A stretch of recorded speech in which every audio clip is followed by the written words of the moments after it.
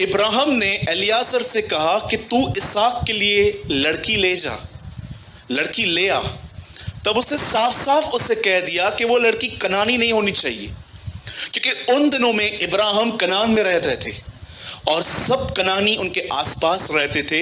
और मैं आपको बताना चाहता हूं, ये सारे लोग मूर्ति पूजक थे, ये सब लोग मूर्तियों की पूजा करते थे। आप में से शायद कोई ये बात न जानते हो कि परमेश्वर क्यों मूर्ति पूजा को एक पाप कहता है। उसका एक कारण ये है क्योंकि आप और मैं जिसने परमेश्वर को कभी देखा नहीं है, न किसी और ने देखा है, जैसे कि यूहन्ना में लिखा है कि वो अगमय ज्योति में रहता है, न किसी ने उसको देखा है, न कोई उसे देख सकता है। जब आप उसे देख नहीं सकते तो आप उसकी प्रतिमा कैसे बना सकते हो? आजकल आपने देखा होगा कि लोगों ने खुदा को अपनी मर्जी से काल्पनिक तौर पे किसी ने कैसे बना दिया, किसी ने क्या बना दिया। इवन मैं आपको बताऊं तो कुछ लोग जानवरों में भी खुदा को ढूंढते हैं आजकल। मैंने ऐसे बहुत सारे देखे हैं लोग जहां पर एनिमल्स के अंदर भी वो लोग खुदा को ढूंढते हैं। Listen to me very carefully. Ibrahim ने क्यों कहा कि इसहाक के लिए लड़की कनानी नहीं आएगी? आप जानते हो, अकॉर्डिंग टू बाइबल, जैसे मैं हमेशा कहता हूं, मैं फिर से कहता हूं, अगर आप एक ऐसे हस्बैंड और वाइफ हो जो प्रभु में आने से पहले आपकी शादी हो गई है और आप प्रभु में हो पर आपका पार्टनर प्रभु में नहीं है, और बार बार आप ये सुनते हो कि बिलीवर को अनबिलीवर से मैरिज नहीं करनी चाहिए, तो याद रखिए, जिसकी हो गई है अब उसको वहीं रहना है, उसे छोड़ना नहीं है, उसे वहां पर रहकर अपने पार्टनर को जीतना है। पर अगर आप एक सिंगल पर्सन हो और आप शादी प्लान कर रहे हो, तो मैं आपको बताना चाहता हूं, अकॉर्डिंग टू बाइबल, एक बिलीवर को बिलीवर से ही मैरिज करनी है, वो अनबिलीवर से मैरिज नहीं कर सकता। अब आप में से किसका ये सवाल हो सकता है, ब्रदर क्यों, क्या अनबिलीवर लोग बुरे होते हैं? बिल्कुल नहीं। मैं आपको सच कहता हूं, मैं आपको ऐसे अविश्वासी लोगों से मिला सकता हूं जिनका नेचर विश्वासियों से भी अच्छा होता है।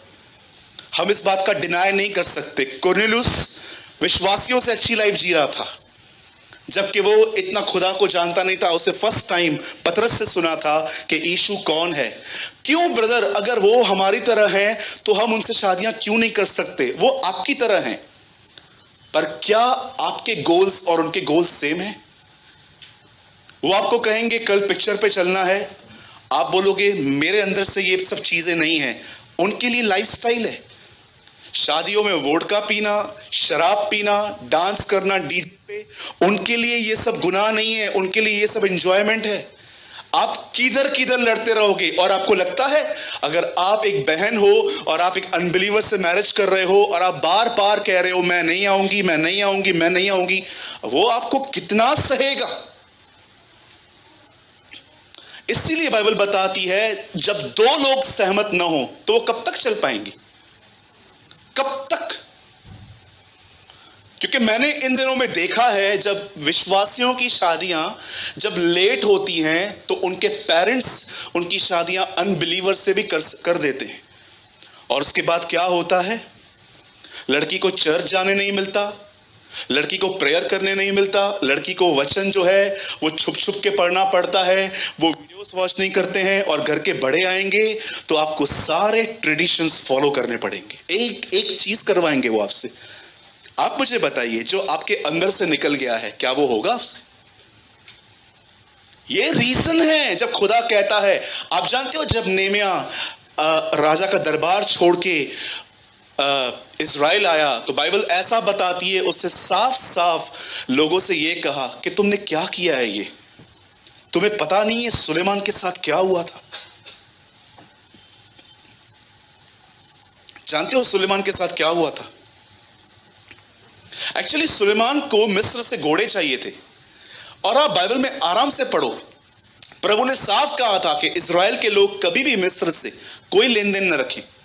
ये घोड़े लेकर आया और घोड़े परचेस करने के लिए ये बार बार मिस्र जाता था। एक दिन जानते हो उसको फिरौन की बेटी पसंद आई, उससे शादी की, और आप पढ़ सकते हो सबसे पेनफुल एंडिंग है इस आदमी की। जानते हो ऐसा लिखा गया है, ये एग्जैक्ट वर्ड्स हैं, और उन स्त्रियों ने सुलेमान का मन अपने देवताओं की ओर फेर दिया। सुलेमान दाऊद का लड़का अंतिम दिनों में एक मूर्ति पूजक बना। क्यों आदम ने फल खाया? जब आपकी अटैचमेंट्स हो जाएंगी ना किसी के साथ, आपको न चाहते भी वो सारे काम करने पड़ेंगे जो गलत है। आई डोंट नो खुदा किसे अलर्ट कर रहा है आज, लेकिन पता नहीं क्यों मैंने आज स्ट्रांगली फील किया कि मैं चर्च में इन बातों का प्रचार करूं कि विश्वासी को विश्वासी के साथ। आप मुझे बताइए, कुछ लोग ऐसे होते हैं जो सुबह से लेकर रात तक यही सोचते रहते हैं, पैसा कमाना, पैसा देना, कमाना, और हम सारा दिन प्रभु प्रभु करने वाले लोग। मैं आपको सच कहता हूं, मैंने ऐसे घर देखे हैं जिसमें जेंट्स ने अपनी वाइफ पे ब्लेम लगाया गया कि किससे शादी करके आया हूं, सारा दिन यीशु यीशु यीशु यीशु, खाने से पहले प्रार्थना, उधर प्रार्थना, ये प्रार्थना, वो प्रार्थना। ऐसा होता है क्या ब्रदर? मैं सोच रहा था, प्रभु ये क्या हो रहा है? हम लोग खाने के ऊपर भी दुआ करते हैं, यू नो वेरी वेल, कि हम जब किसके घर में जाते हैं तो हम प्रेयर करते हैं, Lord thank you for this food. मुझे आज भी याद है, एक बार मैं एक रेस्टोरेंट में गया, हम सब भाई थे, तो एक गेस्ट आए थे हमारे साथ, तो हम उनको खाना खिलाने के लिए वहां पर गए। तो एक दूसरे को हम कह रहे थे आप दुआ करो, वो कह रहे थे नहीं आप दुआ करो। तो मैंने कहा, स्वर्गीय पिता, मैं यीशु के नाम से आपके पास आता हूँ, इस भोजन को प्रभु हम आपको धन्यवाद दे के खाते हैं। आप बिलीव कीजिए, लास्ट तक मुझे वैसा वेटर देख रहा था।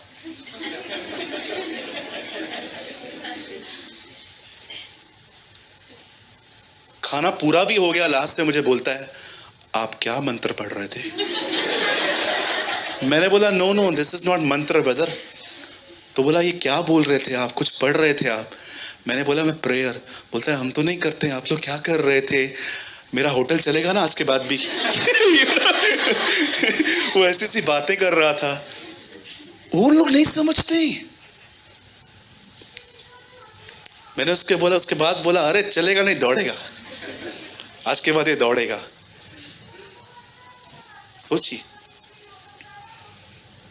सोचो भाइयों, अगर आप एक लड़की से दिल लगा लेते हो और आपको पता है कि वो प्रभु में है भी नहीं, सारा दिन नए नए फैशन देख के अपने ऊपर करती रहती है, मुझे बताओ मैरिज के बाद आप कैसे रहोगे?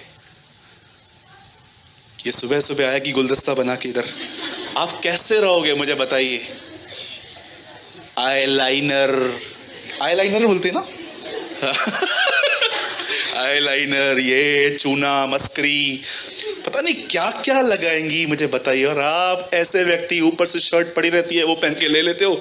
हम कंघी के सिवा, हमारा कंघी भी बीच बीच में दो लोग टूटा हुआ रहता है, यू नो, उससे कंघी में मट्टी रहती है, वो भी निकालनी पड़ती है हमें। इतने हम सुस्त लोग सजने संवरने में, और आपकी वाइफ ऐश्वर्या राय, मुझे बताइए कैसे चलोगे आप?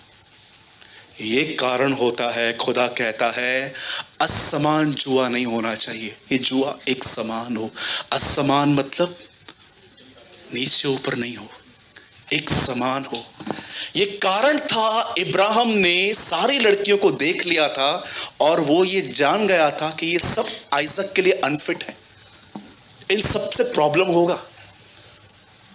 और इब्राहिम को अपने जीवन का भी बड़ा अनुभव था कि सारा और उसके बीच में कितने क्लैशेस होते थे, आप जानते हो ना, कितने इश्यूज होते थे। सो बाइबल ऐसा बताती है कि इज़ाक के लिए एक लड़की चाहिए थी, और बाइबल मुकद्दस ऐसा कहती है कि प्रभु से, इब्राहिम से कहता है तू मेरे गांव जा,